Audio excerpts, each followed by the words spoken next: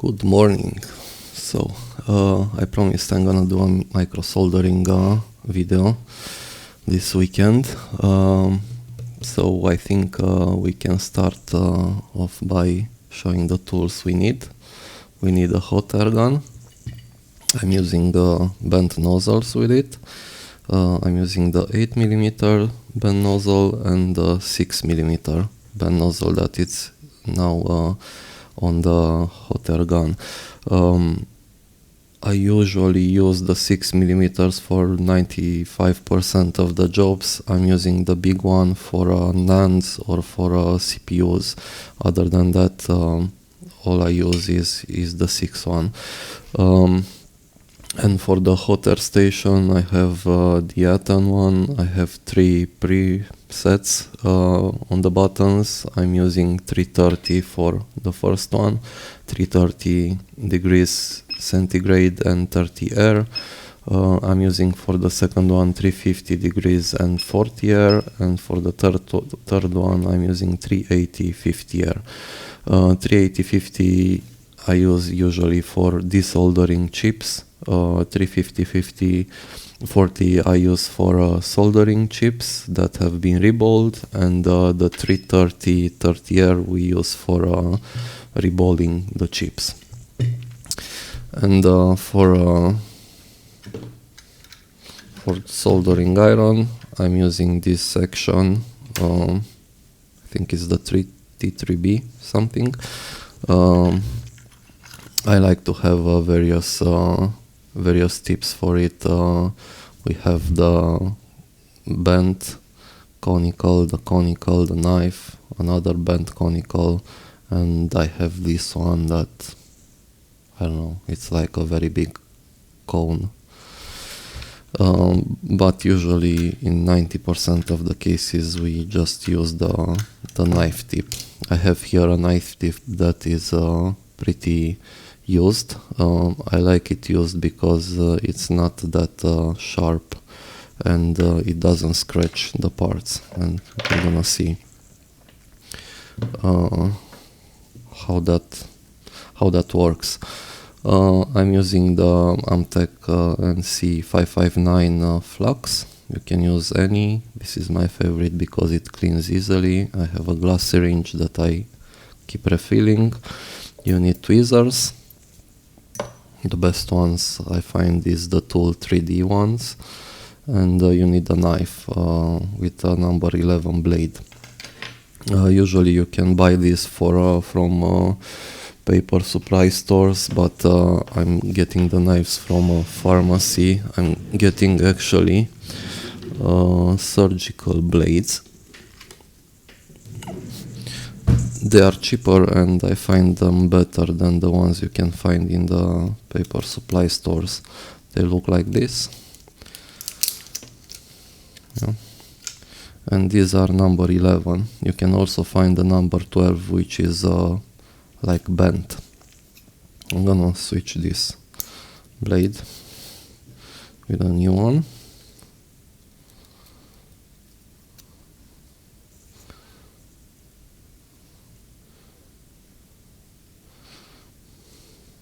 Alright, and another tool you can use, I use usually, is this. It looks like a hockey thing, I don't know how it's called. This I use for cleaning the boards after removing the chip. Right. So for soldering we also need a wick.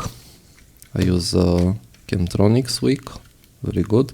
It contains rosin in it, and I use solder like this one. This is a 6040 leaded solder. It has a low melt, fairly low melt temperature, so you usually use this for lowering the melting temperature. And for reballing we have various. I like the mechanic pastes.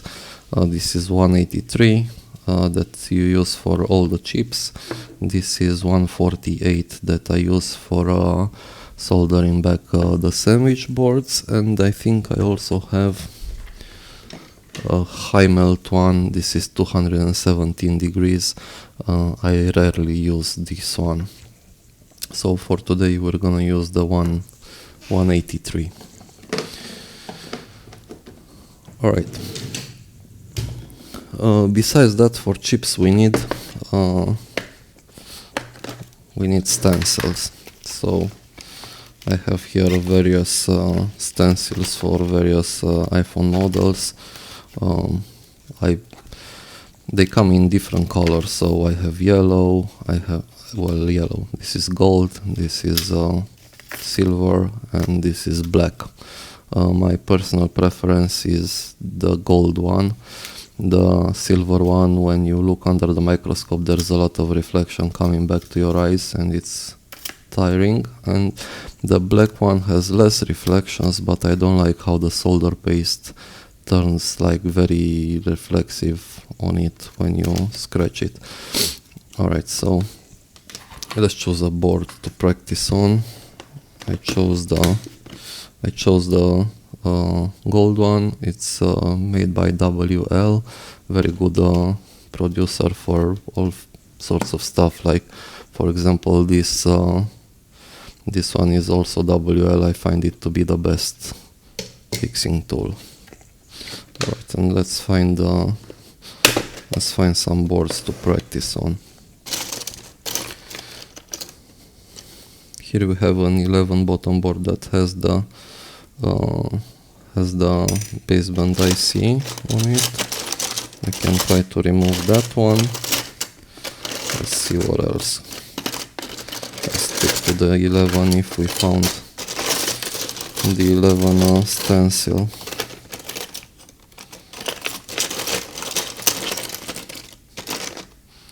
This has no chips anymore. This doesn't have either.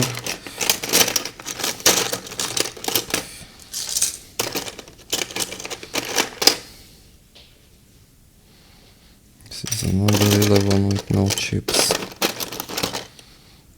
Okay, we can take this top board.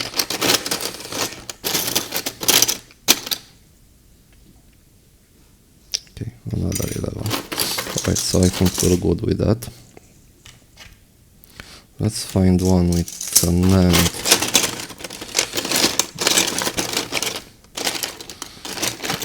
So we can do an end soldering example.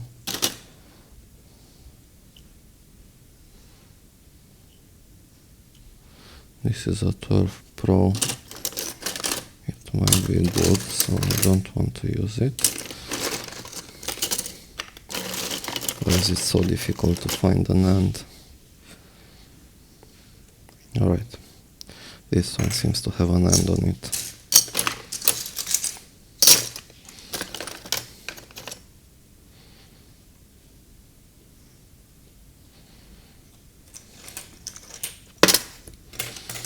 We'll keep all those.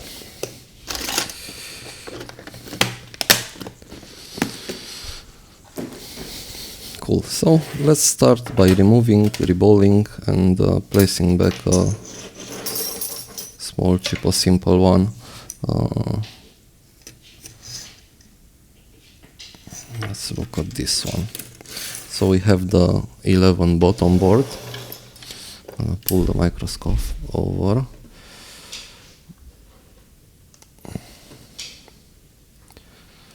Alright, let's see how I can get a better view for you.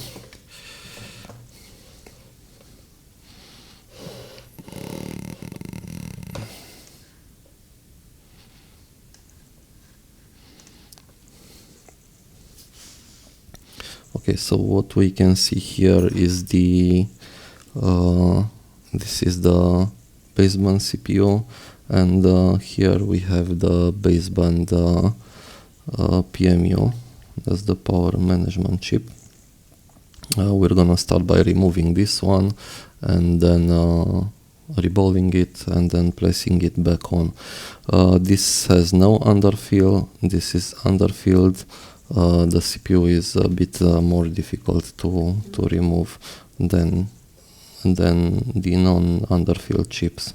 Also the NFCs in this case are a pain, they are underfilled, and it's a bit difficult. So there's a lot of reflections here. Let's say we want to remove this baseband PMU. I'm gonna use some, also, first thing first, when you want to remove a chip, for example, this is a bottom board, so there's nothing on the bottom, but if you work on the top board, yeah, and you want to remove the NAND, for example, that's a fairly big chip, you always need to look what's around it, so when you blow the hot air, you're not gonna remove by mistake any other parts. And also it's extremely important to see what's on the other side of the chip. So here, if we look at the NAND, if we need to remove the NAND, we're gonna see that half of the NAND will spread across the main power IC, and half of it will spread to the CPU. Both these chips are underfilled, meaning that if we heat it up very if you apply a lot of heat, the solder balls from behind the chips might get out and short themselves because of the underfill, because they don't have room to expand and contract.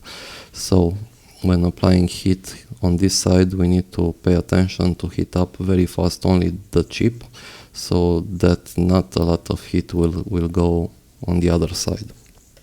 But here on this 11 bottom board, we don't care, we just care what's around it. So we know that the baseband CPU is right here, meaning that we're gonna have to direct the airflow somewhere so it doesn't hit the baseband CPU, because the baseband CPU is also underfilled and it's prone to make shorts when you heat it up. So there's two options to avoid that. First of all, we can use these copper shims, plates, I don't know how they are called. We can just cover the part of the baseband CPU, and again we're gonna blow hot air like in this direction from the CPU over the PMU, like that. Okay, so for that I'm gonna use some flux here, not a lot, just a tiny amount. Let me try to do it like that. And as I said, I'm gonna use the small nozzle, the 6mm bend nozzle with a 380 centigrades and 50% air. And we're gonna slowly blow the hot air around. You can see I'm moving it around so I can overall heat the board, and then I'm gonna concentrate on the baseband PMU, and I'm gonna look at the flux and you can make an idea when the flux starts to boil, the chip is ready to be removed. See? And I removed it. So first thing first, if you want to place another chip on this board, we should clean this area here. For cleaning it, I'm gonna use the iron. I'm gonna put some more flux. And I have the iron set at 380 degrees. I'm gonna put some 60-40 on the tip. Here you can see it. This is the 60-40, just to lower the temperature, the melting temperature of those balls that you can see on the board.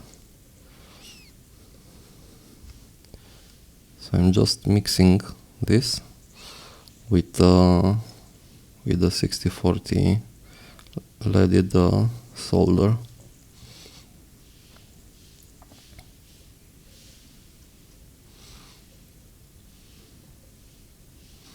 Yeah, so now all the balls are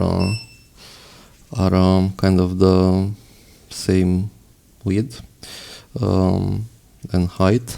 I usually don't do anything more, just clean this and apply a new chip here, but you can also use some weekend hot air just to clean those better. I don't really do that because it's a waste of time for me, but we can do that for the sake of the video. I'm gonna show you how. So I just cut a piece of wick. I'm gonna hold it with my tweezers. Yeah, and now I can lower the temperature on the hot air gun like 350 because I already have low melt solder there, and I'm blowing the hot air over the wick and over the board, and as you can see, it will just suck the solder. Yeah, so always rotate the board so you have a better control over what you're doing there.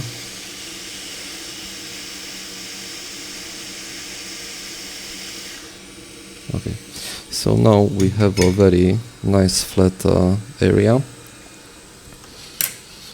that we can clean using a Q-tip and some IPA. I don't usually do this because it works without that, and it's just, for me, it just means applying more heat stress on the boards, but there's people doing it just for the fun. Alright, so let's go back to the chip. This is the PMU that we have removed. Now, to reball it, we need to clean it first. I'm gonna apply some flux, and then I'm gonna come with a solder iron that still has on the tip some 60-40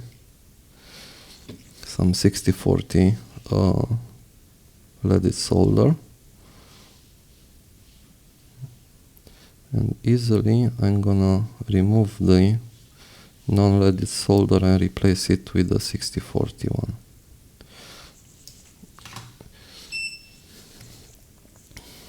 Okay, and now we can clean it with some IPA.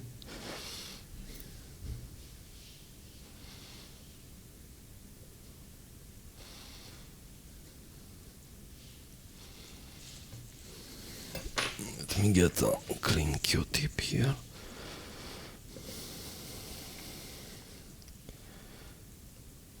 Alright, so this looks clean. I've seen people that like to wick those. Again, I don't like to apply a lot of heat stress on them. They still have something there, some solder, so it's not perfectly flat, and this helps a lot when you put a stencil above it because it won't move. So now if I take the stencil, this is the 11 stencil. I have a problem finding the correct, I think it's this one. Yeah. So when I think I found it, I just move it right. There's no balls there, left, up, down. So this is the correct one, see? And because I just tint that with leaded solder, it will not move. The chip will stay there, and I will not have another worry about moving it while applying the solder paste. Good, so for this, let's prepare the solder paste. The problem with the solder paste is that it's wet. It contains the solder balls, and it contains a lot of flux. When you reball chips, you need it to be very dry. So for that, to dry it, I'm using this toilet paper. And let's grab a tool. I'm using this tool to spread around the solder paste. Yeah, I'm gonna put this is too much. Perfect. So now I'm gonna come with a hot air at 330 and just hit this up until I can see it. I can see the flux over it, and then I just dry it like that. I'm pressing very hard on it. So now it is extremely dry. I'm gonna show you a situation when we don't have to use it dry. Now I'm gonna take a fair amount of it and then gonna spread it over the chip. Some say not to apply a lot of pressure. You don't apply a lot of pressure, but you don't need to be extremely gentle with it. Once I have the solder paste there, I'm just using the tweezers to hold this in place, and I'm gonna come with 330 degrees and 30% air, and I'm gonna spread the air around like wide, so you hit the stencil. If you blow the hot air directly on the chip, the stencil will warp, and the reflow won't work perfectly. So I'm just doing it like this around, and look carefully on every pin, and you can see when the balls form, and that is it. Remove the air. Now remove the stencil, and it looks like this. What I like to do is, while it's hot, I'm applying some flux, and I'm gonna reflow it so the balls will sit together better, and that's it. I can see the balls are shiny and equal. Yeah. So this is good. Now we can get back to our board. What is the one that we worked on? Yeah, this is the one. So we can place here back the chip.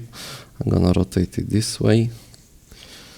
I'm gonna put back the copper plate over the baseband CPU.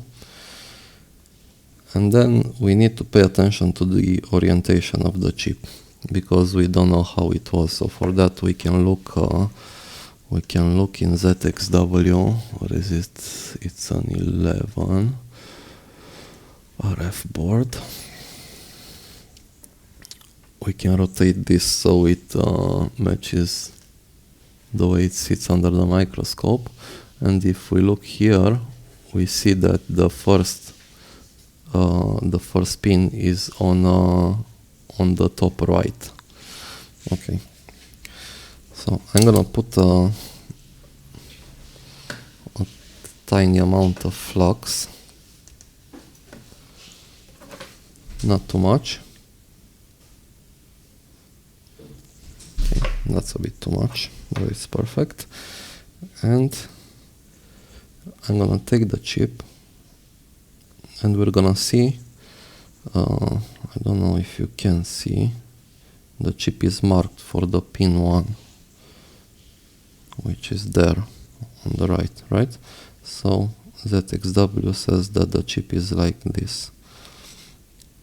And I'm gonna place the chip as best as I can here. I'm gonna hold it with a tweezer. Hold it in place. I'm gonna set the hot air to 350 degrees and 40 air with my 6mm bent nozzle, and I'm gonna blow hot air directly over it. Okay, that's it. I'm gonna remove the tweezer, and I'm gonna keep the hot air on it until we can see it going back in its place. So now it's good. If you bump it, you're gonna see it comes back.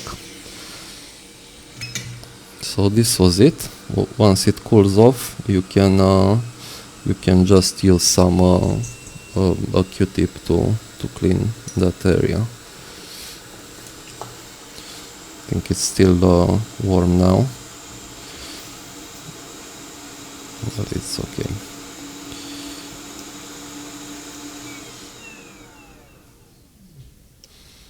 Alright, so this is it with a regular chip, nothing out of the ordinary.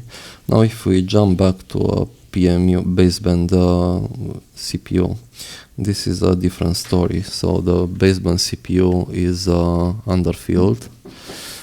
First thing, if we need to remove it, we need to clean the underfill around the chip, and for that I'm gonna use the knife, and I'm gonna use hot air set to 220 degrees. I've seen people using like 260. I don't like to apply that much heat on it, so I'm using 220 degrees and 30% air. We're gonna place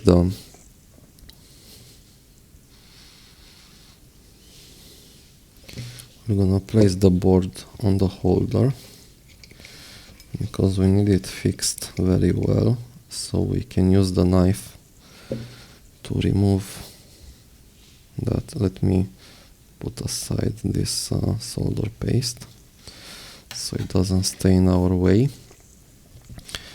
And now we can start cleaning this.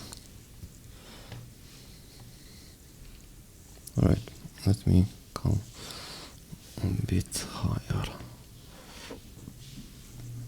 Like this. So when we start cleaning it, we look how we can push that around, that goo that's around the chip. So I'm gonna move like this with the knife, gentle, not press a lot, but first I'm gonna apply heat around the chip. So I'm using 220 as I said and 30 air, and I'm just gonna heat up the board around.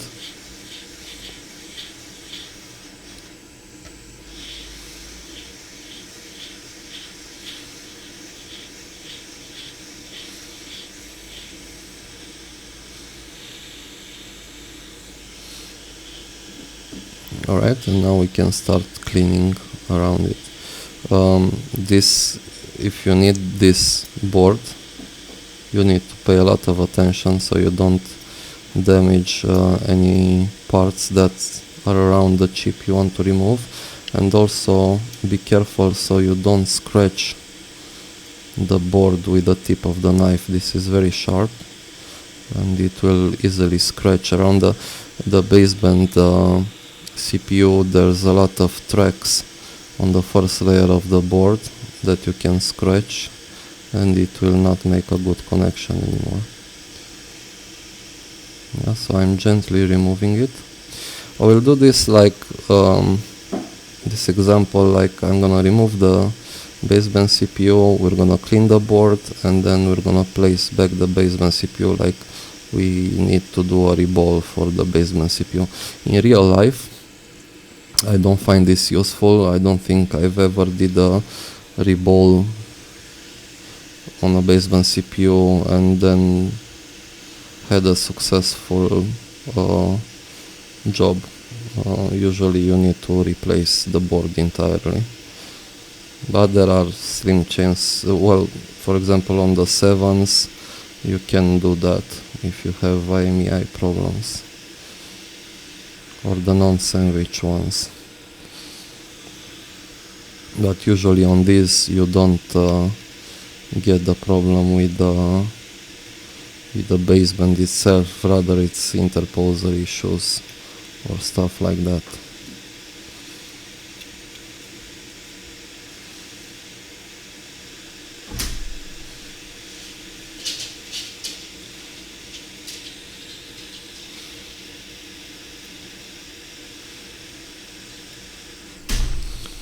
Okay, notice that I keep rotating the board so it serves my my needs.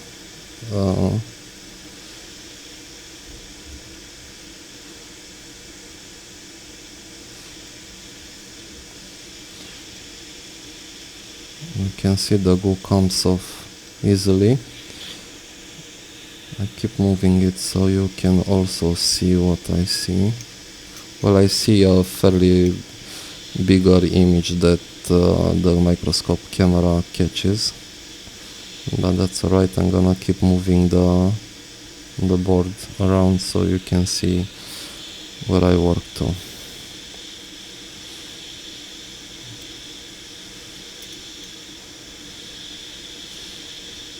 I've seen, well, I'm doing this for a person in particular that was writing on the Jesse's Facebook group, the VCC board repairs, that he's a beginner and he has issues with desoldering baseband CPUs because he always gets ripped pads. So a lot of these pads are not connected, or NCs, how they are marked on the schematic diagram. So those are pads that are not used and have no connection anywhere on the board.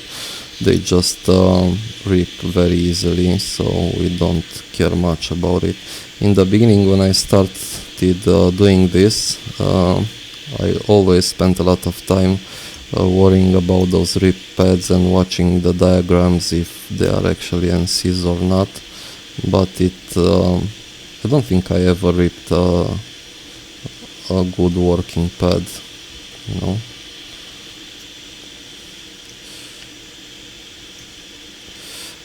Also, when if you wanna do microsoldering and you're a beginner and you've never done any kind of soldering before, I think it's not very wise to jump directly to microsoldering. I think it's better to start with I don't know, like buying kits off the internet, electronic kits, and assemble yourself and work a bit with a solder iron and various solder types. I'm not sure. I think anyone could actually do this. So I think anyone could do soldering and microsoldering, but I think it's also a thing of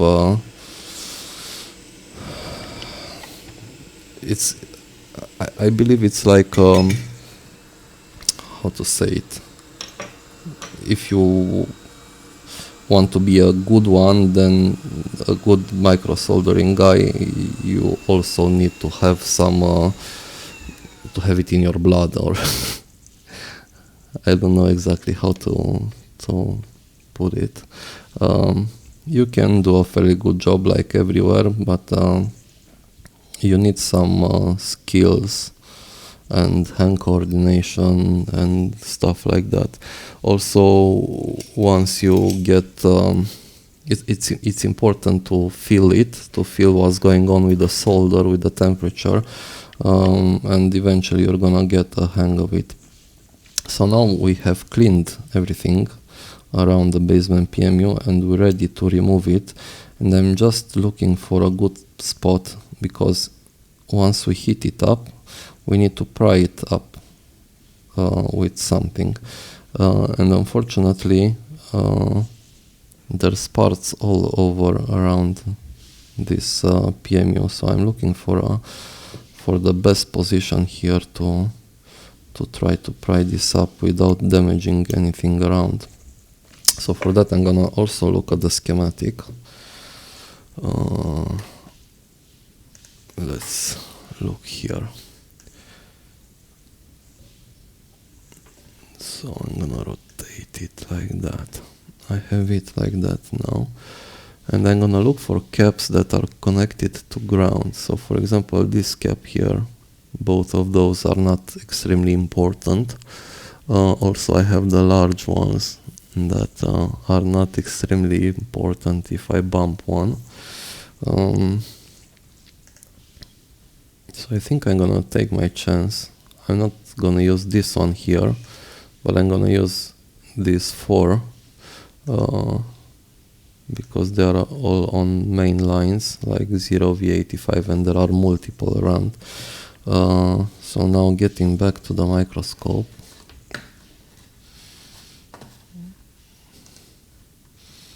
It's been a while since I've done an 11, so to be honest, I don't want to make a fool of myself here.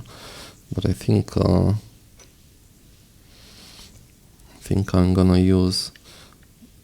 gonna pry it up like that, even though I'm gonna move this cap over here. I don't really care, but I'm gonna pry it gently like this. So for the baseband CPU, I'm gonna use 360. If this would be a board that I'm gonna use for a swap, so that means that you're gonna remove the Wi-Fi, the baseband CPU, the logic EPROM if you want. If not, you can reprogram it, the baseband EPROM, sorry. Then I'm gonna use 380 if I don't need this chip. But if this chip is needed and it's just a reball job, then we're gonna use 360. So I'm gonna set my hot air gun to 360, and I'm gonna use 60 air. 360 degrees, 60 air, 6mm nozzle. So first I'm gonna hit the board around. I'm gonna hit it very well. There's the NFC chip on top of this one that we need to pay attention to, and now I'm gonna stop and just concentrate on the baseband CPU. See, the cap blew off, so I can just pry it up from here.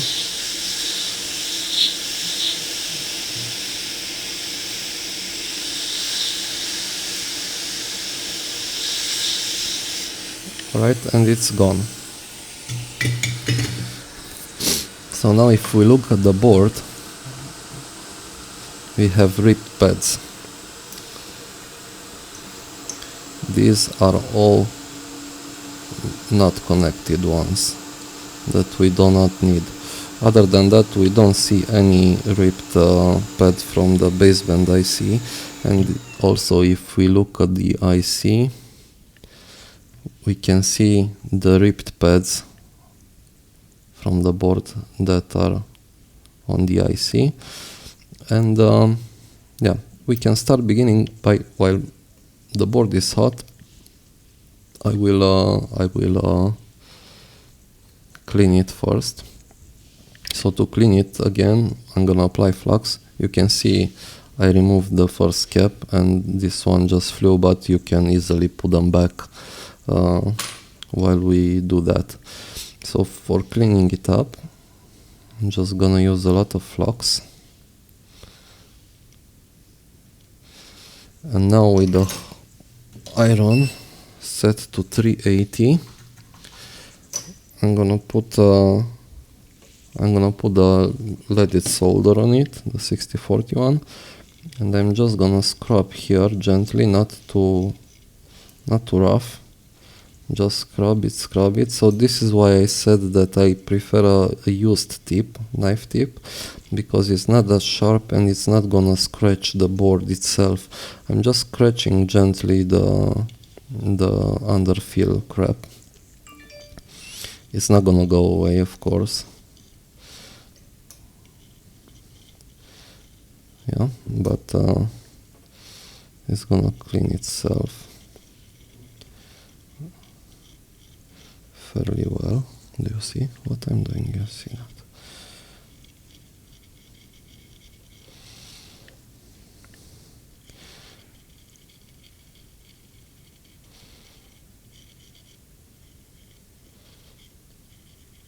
Okay, gently, so you don't remove any cap or resistor around.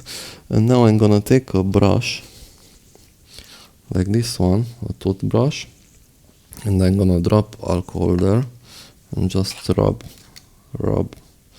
that thing very well. It's not gonna go away completely, but it's gonna clean itself. Okay, so I think we're good for now. So now if we pay close attention, we still have the underfill around. But now we have a lower male temperature solder there. And now I'm gonna apply again some flux.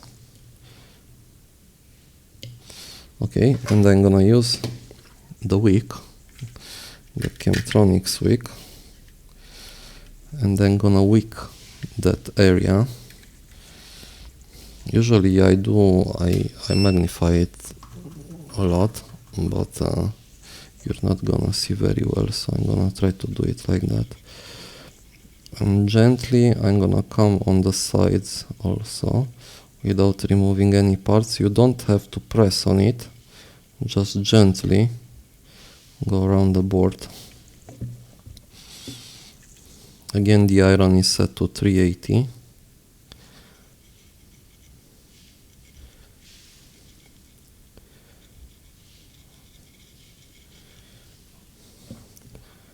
You can also feel it, and you can also hear it. By the feel and by the hearing, you can tell if you're pressing too much or too low on the wick. So in theory, you don't have to press too much, just a tiny bit. Okay, and I think we have it cleaned. I'm just gonna clean the tip for now, and again I'm gonna take the alcohol and the brush and give it another brush.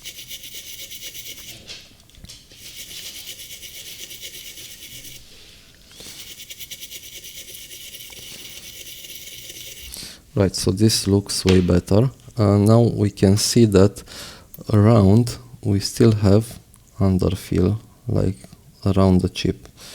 Let me magnify it. See? All this gunk we need to take away, so for that I'm gonna use that hockey thing. This one. Yeah, it looks like this. I'm gonna put the hot air gun to 220 again, like we used to do it when we cleaned around the baseband IC. And I'm gonna slowly hit around the board.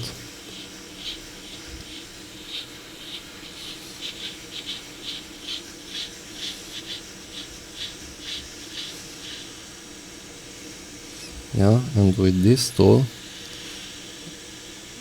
I gently scrape off on the sides. You can see it comes out quite easily.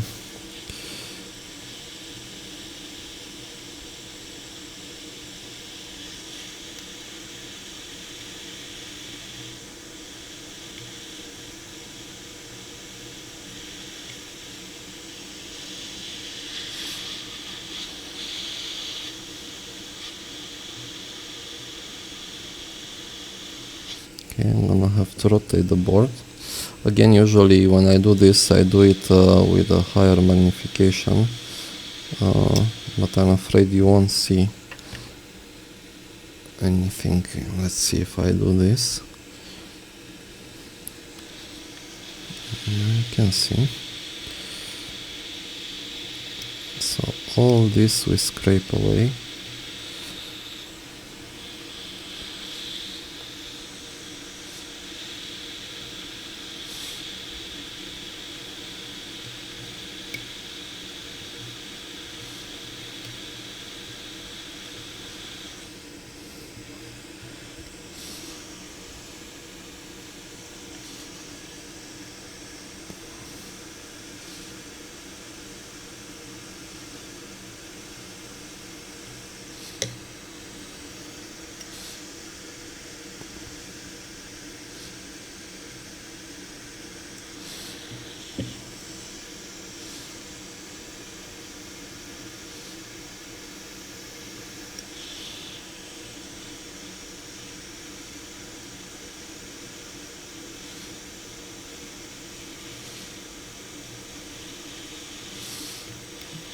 Okay, so it looks good.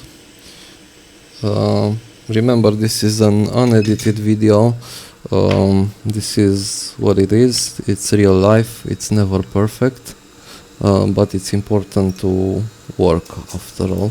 So now I'm just gonna clean it a bit while it's hot.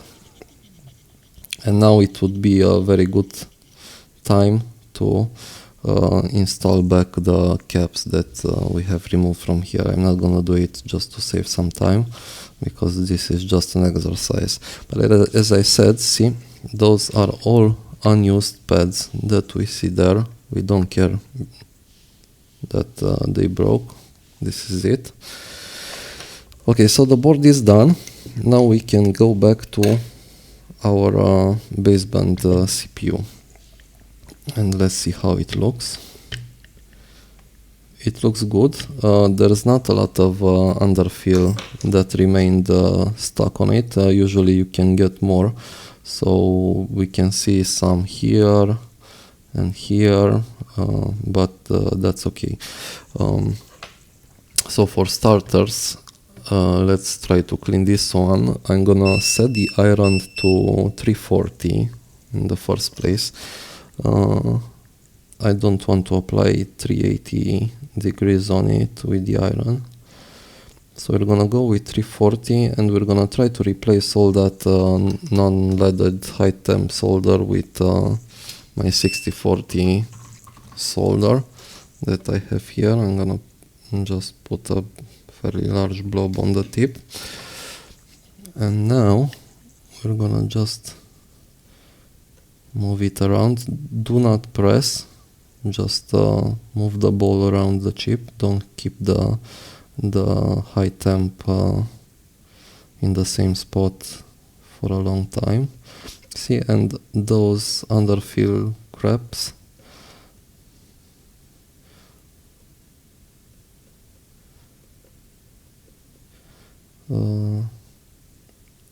just went away. I have a problem with I just need to clean my tip and put some fresh solder on it, because those pads that broke from the board are still stuck to the CPU. I'm gonna use more flux.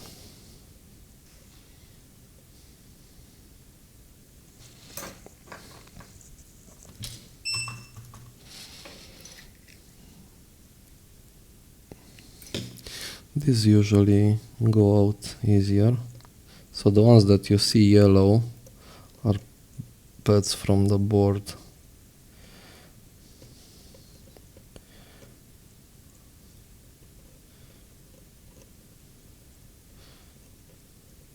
That are stuck there. Careful so you don't scratch the surface. Okay, I can't remove them like that. This is annoying. Let's clean it.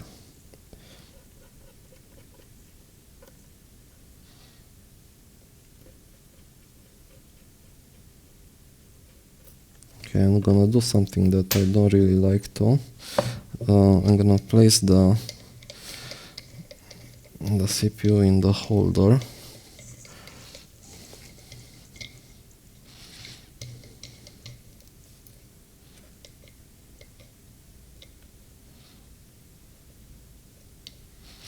Okay, and I'm gonna try to wick it so I get rid of those yellow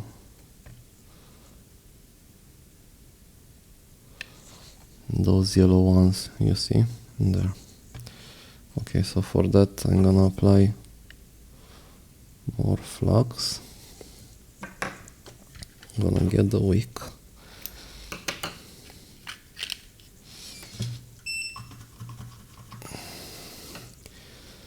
See if they go away like this. Yeah, and they do.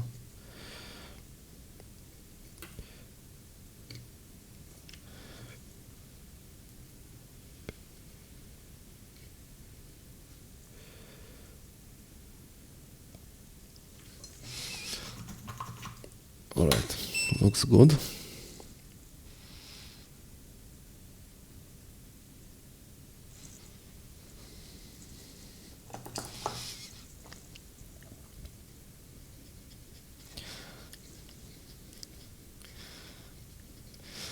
And now, as I previously did to the other chip, I said I like to thin the pads so the stencil won't move. So what I'm gonna do again, I'm gonna use some leaded solder, the low melt one, and just thin those pads. It will not stick to every pad, but we just need a few of them, and just don't want to apply a lot of heat stress on this CPU, on this baseband CPU.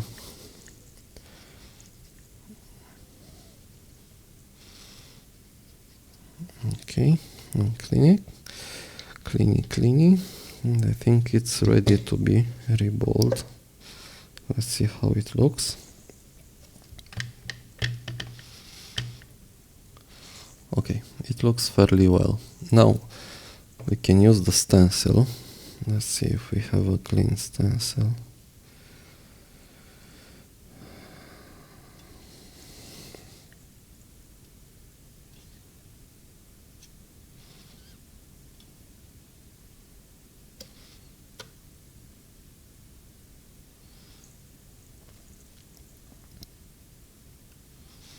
I can see some dirt here in my stencil on one of the pins.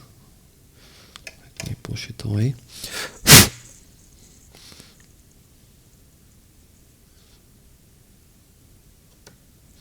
Okay, so it looks good. This is how I'm gonna keep it oriented a bit off, so it's not straight, because I'm gonna use a longer tweezer that's bent. Because this is a fairly large chip, I'm gonna use this tweezer like that, so it will hold the stencil to not warp. So first we're gonna set the hot air machine to 330 and 30 air, and then I'm gonna get the solder paste and apply it here over the baseband CPU. Like this. This is very dry, which I like. Okay, scrapey.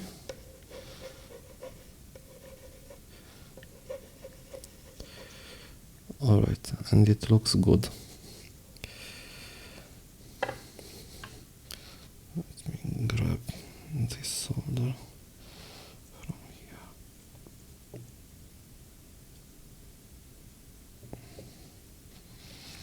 Alright, I'm gonna hold the tweezers like this, and now hot air again. I'm gonna move around, as you can see, up, move around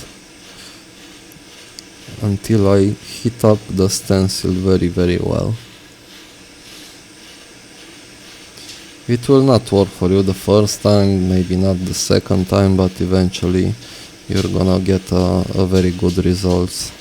It's just a matter of practice until you can feel exactly how the solder paste behaves and how the heat behaves and how your stencils behave. Different stencils, different results. Sorry, somebody's calling me. I can't stop right now, so if you can see, the solder balls are forming. Okay, and now I'm gonna wait for it to cool off a bit. Alright, so now we can just remove the stencil. See, here we have a problem. So if we look closer, here we have a pad that it's not that didn't solder properly. I don't know if you can see that well. So this is the ball, and that is because there's some dirt there. I can see some dirt in there. What we can do is lift the stencil. Alright, now we can get the ball aside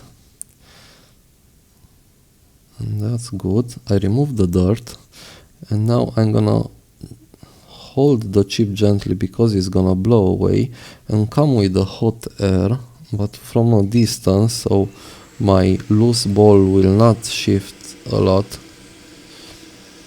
If you don't hold the and just hit the chip around until we can see that ball forming. Yep, so there it went in its place. Alright, so the balls look fine. I'm gonna apply some flux on it, and then we're gonna reflow it.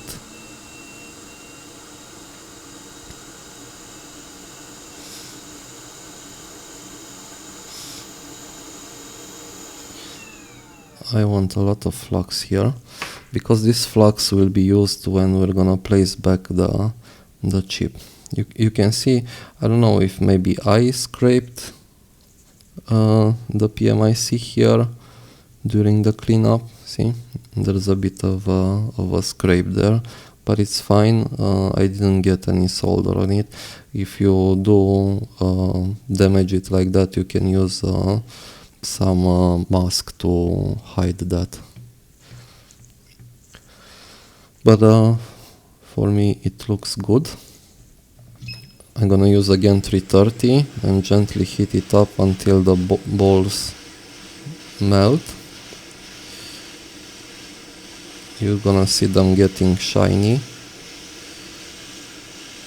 Yep, so now they are all shiny.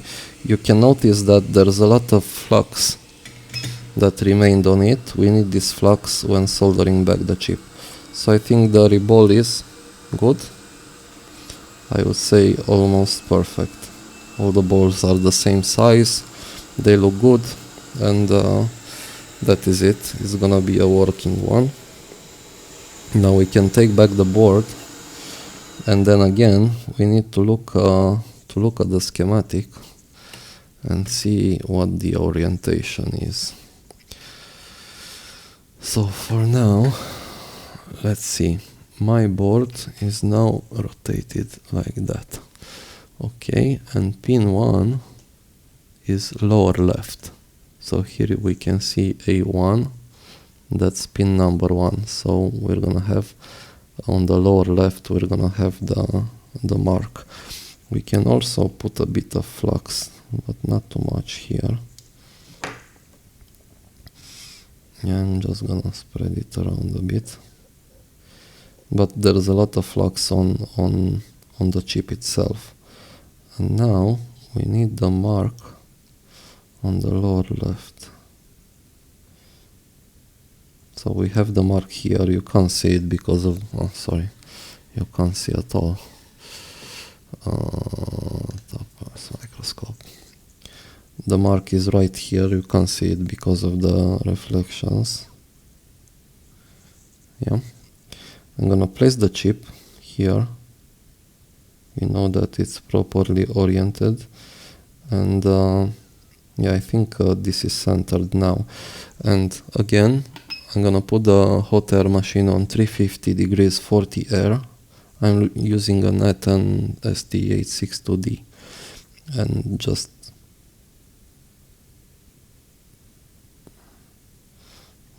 keep it in place. Like it moved. Again, try to place it. Image is not very sharp like that. Whenever I try to hold it, it moves. Okay, so I'm pressing gently on it with the tweezer, not too much. I'm gonna apply some hot air on it. Again, not too much. That's it. I'm gonna remove the tweezer. Now we're gonna start heating it up from the center, rotating the hot air around until we can see it getting back in place. And when we see the flux bubbling, it's fine. See, I can bump it, and that's it. We have a properly soldered back baseband CPU. Alright. This is gonna get to be a long video. We're almost 1 hour, well, we're exactly 1 hour sharp. So I'm gonna stop here. I wanted to show you how I do an end, but it's gonna take a lot of time now again to remove one. I don't have one at hand right now. Don't think I do. But the thing with an end is that I don't use dry paste. Let me use only the top camera. So for the end, I use the paste almost wet as it is. I'm just drying it only a tiny bit. Put this over the end, apply the paste, so the end is flat. I don't thin the pads, then flat, cleaned. Apply the paste, and because the paste is wet, I can remove the stencil while the paste is wet there. So I'm gonna have the paste on every pad, and then I heat it up with 330 and 30R. Yeah, and that's it. So I hope this was very useful for beginners, and I hope you enjoy it. If you like it, give me a like, give me a subscribe to my channel, and maybe write down in the comments what else you would like to see in the near future. Alright, bye for now. Cheers.